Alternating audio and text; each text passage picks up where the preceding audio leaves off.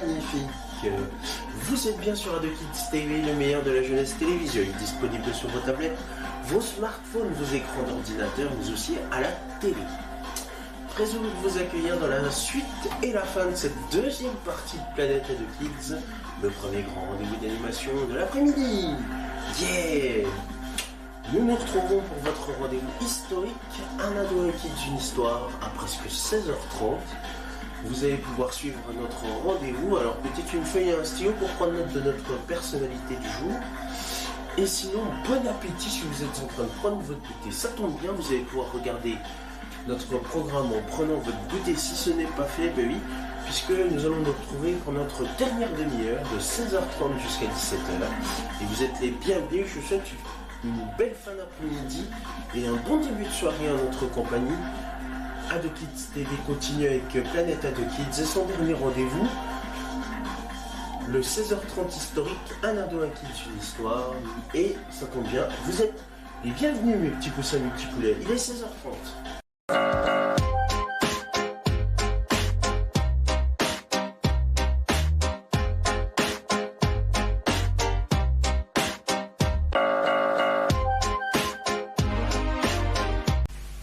Madame, monsieur, bonne fin d'après-midi, bienvenue mes petits poussins, mes petits poulets sur le plateau du 16h30 historique où un ado, un kid, une histoire, votre premier grand rendez-vous historique sur Ado Kids TV, le meilleur de la jeunesse télévisuelle. Nous poursuivons notre aventure, nous avons parlé de Charles Fourier dans le 5e numéro et cette fois-ci nous allons parler de Charles Nodier dans ce 6e numéro du Un ado, un kid, une histoire. D'ailleurs, Charles Nodier s'appelait en réalité Jean-Charles Emmanuel Nodier. C'est un écrivain, romancier et académicien français qui est né le 29 avril 1780 à Besançon et qui est mort le 27 janvier 1844 à Paris. On lui attribue une grande importance dans la naissance du mouvement romantique. Fils d'Antoine Melchior Nodier, ancien oratorien, admis dans la congrégation de l'Oratoire en qualité de confrère laïque, devenu avocat au Parlement de Besançon, et de Suzanne Paris, qui aurait été sa servante, il fut légitimé lors de leur mariage le 12 septembre 1791. Désireux de lui faire voir des études classiques, son père lui apprit le latin et il lisait dès 10 ans des auteurs difficiles. Son père fut élu maire de Besançon pour 1 an, en novembre 1790, puis président de tribunal criminel départemental le 28 août 1791. Aussi, le 22 décembre suivant, alors qu'il était à peine âgé de 11 ans, Nodier prononça un discours patriotique à la Société des Amis de la Constitution, qu'on appelle le Club des Jacobins, de sa ville natale, dont il devint membre en 1792. Ce premier exploit au service de la Révolution française ne l'empêcha pas de professer tout au long de sa vie des sentiments royalistes qui lui créèrent des ennuis sous l'Empire. Il n'en fréquenta pas moins les cercles politiques libéraux et même républicains. Nodier était surtout fondamentalement opposé au pouvoir despotique. En 1793, il suivit des leçons de botanique, d'entomologie et de minéralogie auprès d'un ancien officier du génie, le chevalier Justin Giraud de Chantran, et se lia d'amitié avec François Luxot de la Thébaubaie, qui venait d'être nommé à Besançon pour sa première affectation en sortant de l'école des ponts et chaussées. À la même époque, sur l'instance de Giraud de Chantran, il obtint la grâce de la petite nièce de l'abbé d'Olivet, que l'on avait arrêté pour avoir envoyé de l'argent à un parent émigré en menaçant son père qui présidait le tribunal révolutionnaire de se percer le cœur avec la pointe de son poignard. Puis au début de 1794, son père l'envoya étudier le grec sous la direction Deloge Schneider, éditeur d'un anacréon allemand, alors passé de l'état de grand vicaire de l'évêque constitutionnel de Strasbourg à celui de rapporteur de la commission révolutionnaire extraordinaire du Bas-Rhin, auprès duquel il demeura jusqu'à son exécution le 1er avril.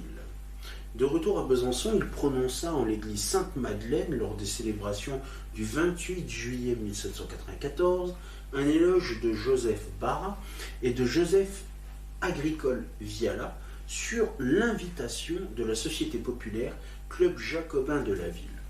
Puis il partit pour Novillard, chez Giraud de Chantran, où il séjournera plus d'un an.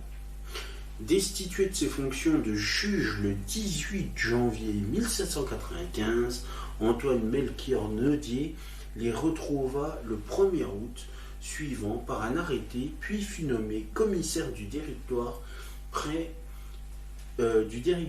les tribunaux civils et criminels du Doubs le 2 décembre, avant de devenir professeur de législation à l'école centrale de Besançon, organisée et ouverte le 21 mars 1796. À la même époque, il y fit inscrire son fils comme étudiant. De là, Nodier eut le futur académicien Joseph Drault pour professeur et participa à la création d'une société secrète appelée les Philadelphes en 1797. Il fut nommé bibliothécaire adjoint de l'école centrale du Doubs le 31 octobre 1798. Le 12 août 1800, après la présentation par les Philadelphes d'une parodie des réunions des Jacobins, il s'enfuit et perdit son poste de bibliothécaire. La même année, il publia quelques brochures et 3 poèmes dans un recueil édité par les Philadelphes, essais littéraires par une société de jeunes gens, avant de collaborer entre octobre et décembre à l'éphémère bulletin politique et littéraire de Doubs. Après un séjour à Paris entre décembre 1800 et mars ou avril 1801, il reprit son poste de bibliothécaire. Après la publication des Pensées de Shakespeare, tirées à 12 exemplaires, il repartit en octobre pour Paris, où il écrivit son premier roman, Stella ou les proscrits, paru en 1802. Rentré à Besançon en mars 1802, il revint à Paris en 1803, où il collabora à la Décade philosophique et publia sans succès le dernier chapitre de mon roman et le peintre de Salzbourg. Le 23 décembre suivant, dans une lettre au premier consul, il se dénonça comme l'auteur de la Napoléone, une ode écrite l'année précédente et dans laquelle il le critiquait, parut anonymement à Londres puis à Paris, ce qui lui valut d'être incarcéré 36 jours.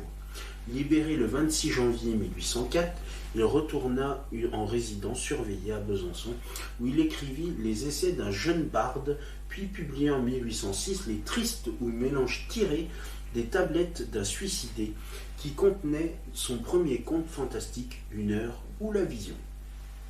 Le 4 juillet 1808, grâce à la protection du préfet Jean de Brie, il ouvrit un cours de littérature à Dole, où il épousa le 31 août suivant Désirée Charve.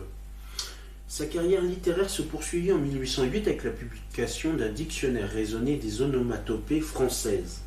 En août 1809, il entra en relation avec les écrivains anglais Herbert Croft et Lady Mary Hamilton, installés à Amiens. Devenu leur secrétaire le 3 septembre, il réalisa pour eux de fastidieux travaux de copie littéraire et de correction des preuves, jusqu'à leur ruine en 1810, le mois de juin. Le ménage Nodier quitta alors Amiens pour Quintigny, où habitent les parents Charve et où naquit leur fille Marie-Antoinette Élisabeth le 22 avril 1811. Après l'apparition des questions de littérature légale, il fut nommé le 20 septembre 1812 bibliothécaire municipal à Laibach, à Ljubljana, où il fut également directeur du Télégraphe officiel, journal officiel des provinces, et parti en décembre. De nos jours, l'Institut français de Ljubljana porte son nom. C'est là qu'il esquissa son roman basé sur des faits relatés dans la presse Jean Bogart, qui ne sera publié qu'en 1818. L'histoire se passe dans la région de Trieste, du château de Duino et de Venise, et met en scène des brigands qui, à l'époque, intimidaient les Français ainsi que les habitants locaux. Charles Nodier était fasciné par ces brigands, auxquels il a consacré divers articles, ainsi que ce roman qui sera lu plus tard par Napoléon à Sainte-Hélène. Installé à Trieste, capitale des provinces illyriennes, Du 6 janvier au début de septembre de 1813, il s'intéressait aux conditions des provinces illyriennes, surtout à l'histoire de Illyrie. Il retourna à Quintigny au moment de l'évacuation des troupes françaises. Rentré à Paris en 1814 avec sa femme et sa fille Marie, il s'installa 17 rue des Trois Frères où naquit son fils Terence et devint rédacteur du journal des débats. Le 25 septembre, il fut décoré de l'ordre du Lys par Louis XVIII, qui lui conféra également la Légion d'honneur en 1822. Pendant les 100 jours, il fut l'hôte du duc de Caylus en son château de Buis, près de Magny-en-Vexin. Rentré à Paris sous la Seconde Restauration, il reprit ses collaborations au Journal des débats, auquel il donna plus de 200 articles jusqu'en novembre 1823, et publia l'histoire des sociétés secrètes de l'armée en 1815, Jean Bogart, et une nouvelle édition des Fables de La Fontaine avec un commentaire littéraire et grammatical chez Alexis Emery en 1818 et Thérèse Aubert en 1819. En juin de la même année, installé au 1er rue de Choiseul, il commença à collaborer au journal légitimiste Le Drapeau Blanc, auquel il donna 26 articles jusqu'en février 1821, avant de rejoindre en 1820 les royalistes Archives, puis Annales de la littérature et des arts, auquel il donna 28 articles jusqu'en 1822.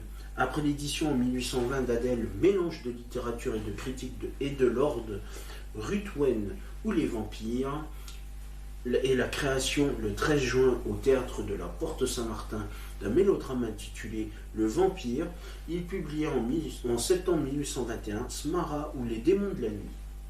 À partir du 15 janvier 1821, il collabora au journal La Quotidienne, auquel il donna 70 articles jusqu'au 10 juillet 1830 et dans lequel il présenta aux lecteurs les œuvres de Walter Scott, Rabelais, Marot et aussi Lamartine, Byron et Victor Hugo. Puis, le 10 mai, il entra à la Foudre où il fit paraître 15 articles jusqu'au 20 août 1823. La même année naquit un second fils, Amédée, qui mourut peu après. Le 13 juin 1821, il partit pour l'Écosse, où il passa l'été, et dont il fit le récit dans Promenade de Dieppe aux montagnes d'Écosse, paru en novembre. En 1822, installé aux 4 rues de Provence, il publia un recueil d'Infernalia, puis, en juillet, Trilby ou Le lutin d'Argyle, un conte fantastique situé en Écosse et qui inspira Adolphe Nourry pour le livre du ballet La Sylphide. Quelques idées d'œuvres de Charles Nodier. Donc il a été membre des sciences, belles-lettres et arts de Besançon et de Franche-Comté. Il a été membre de l'Académie française en 1833 et sociétaire des antiquaires de France en 1810. Charles Nodier fut l'un des auteurs les plus prolifiques de la langue française. Je vous en cite quelques-unes. Alors, 1798, dissertation sur l'usage des antennes dans les insectes et sur l'organe de l'ouïe dans les mêmes animaux. En 1800, pensée de Shakespeare extraite de ses ouvrages, bibliographie entomologique en 1801, 1802, La Napoléone, pamphlet et Stella ou les proscrits, un roman, 1803, Le peintre de Salzbourg, journal des émotions d'un cœur souffrant, Prophétie contre Albion et Essai d'un jeune barde, recueil de poésie, en 1806, Les tristes ou mélanges tirés des tablettes d'un suicidé, 1808, Dictionnaire des onomatopées françaises et apothéose et imprécation de Pythagore, 1810, Archéologue ou système universel des langues, Questions de littérature légale en 1812, Napoléon et ses constitutions en 1815, le 21 janvier en 1816, Jean Bogart en 1818, Thérèse Aubert en 1819. Qu'est-ce que je peux vous citer ? Allez, quelques-uns. Souvenirs et portraits de la Révolution en 1840, le journal de l'expédition des Portes de Fer et Franciscus Columna en 1844, une nouvelle dans le recueil Le Diable à Paris en 1845 et enfin, tout dernier, en 1853, Charles Nodier, Trésor des fèves et Fleurs des pois, Le génie bonhomme, Histoire du chien de Brisquet, bien évidemment.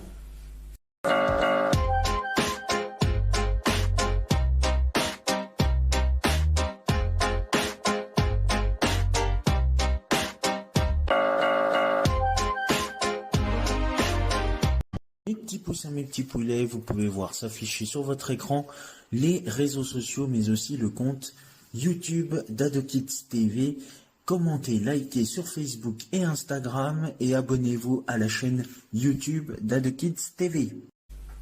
C'est ainsi que se termine sur ces magnifiques œuvres notre histoire sur Charles Nodier et ce 16h30 historique. Merci à vous de votre fidélité et de nous avoir suivis. Tout de suite, vous allez retrouver bien évidemment les réseaux sociaux. Et comme c'est la fin de ce nouveau numéro de Planète AdoKids, je vous souhaite une excellente fin d'après-midi et une très belle soirée en notre compagnie. Merci, salut.